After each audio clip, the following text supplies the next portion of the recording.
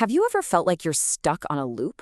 Like you keep finding yourself in the same kinds of situations, almost like you're following a script you never even wrote? Well, today we're going to unpack the psychological concept that explains exactly that: early maladaptive schemas.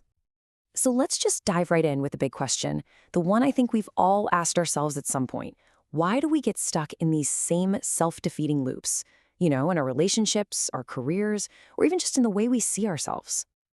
To get to the bottom of that, we've got a roadmap. First, we'll introduce the main idea behind these repeating patterns. Then, we're going to uncover what these schemas actually are and check out the 5 core blueprints that shape them.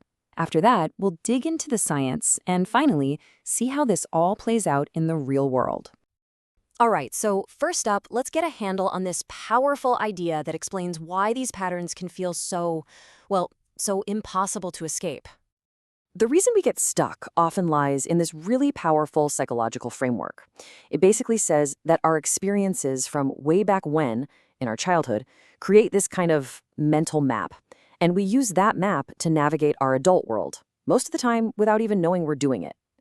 These are like the invisible currents guiding our choices.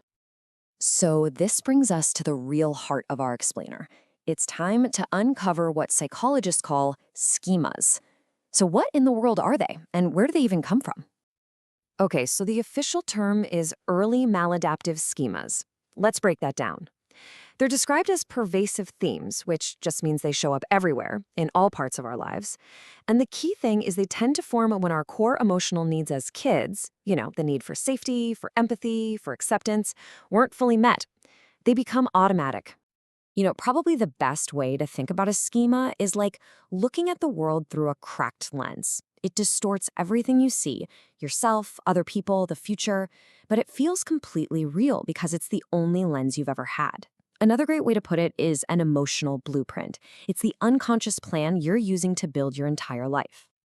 And just so you know, this isn't some pop psychology fad that just came out of nowhere. This whole concept was developed by Dr. Jeffrey E. Young, and it's actually the cornerstone of something called schema therapy, which is a really well-respected and established approach in the therapy world. So if these schemas are our emotional blueprints, what do they actually look like? Well, it turns out they can be sorted into 5 main categories, or what the experts call domains. Yep, Dr. Young organized all these different patterns into 5 big buckets. You can think of them as the 5 major areas of life where these blueprints tend to cause trouble. We're going to walk through each one, and they cover everything from our deep need for connection to our sense of competence and even our self-control. So, the first domain is called disconnection and rejection.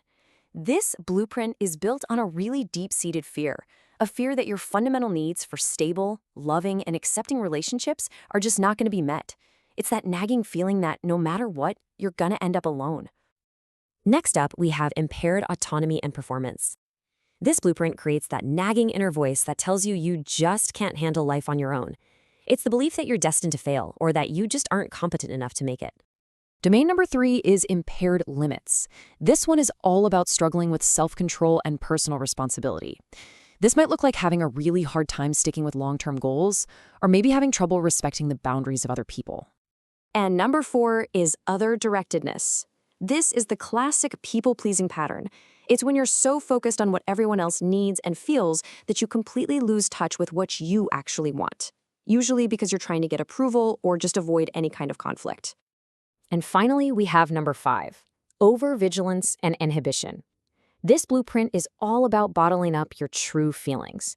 It's about living by this super strict internal rulebook about how you should behave, almost always driven by this deep fear of making a mistake or losing control. Okay, so that's the whole model. But you might be thinking, is this just a neat theory, or is there actually some solid evidence behind all this? Well, let's take a look at what the research has to say. The evidence is actually really strong. Study after study confirms that these schemas aren't just passing moods. They are incredibly stable belief systems. Think of them like the deep roots of a tree. They can hang on for years and consistently shape how we act. And this really gets to the core of where they come from. As this quote from a major research review points out, scientists have found really clear connections between tough childhood experiences and the development of these very specific schemas. It's a direct line from our past to our present. And what's really interesting is how this plays out in our day-to-day lives. Research shows that a pretty minor event, like a quick comment from your boss or a friend canceling plans, can activate one of these schemas. And when it's activated, it can directly tank your mood or send you into that spiral of overthinking everything. And this brings us right back to the beginning. We've got the theory, we've got the evidence, but how does this stuff actually show up in the real world? Let's talk about the concrete impact these schemas can have on our work and our lives. The impact can be huge. Research consistently links these schemas to some pretty serious challenges, like depression, anxiety, and even substance use issues. And of course, they can create all sorts of ongoing problems in our most important relationships, both at home and on the job. This table really breaks it down and shows how this can look in a professional setting.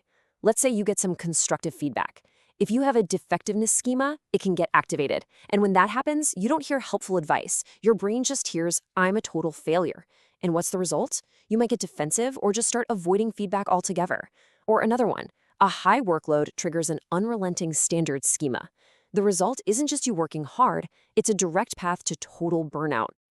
Now look, the point of all this is absolutely not to stick ourselves or other people in a box. The real power here is just in the awareness. Simply being able to see and name these deep, hidden patterns, that's the critical first step. It's what gives us the chance to choose a different response, to finally break the loop, and to build some genuine emotional resilience. So, I'll leave you with one final question to think about. Now that you know what to look for, what emotional blueprint might be quietly guiding you? Thanks for tuning in.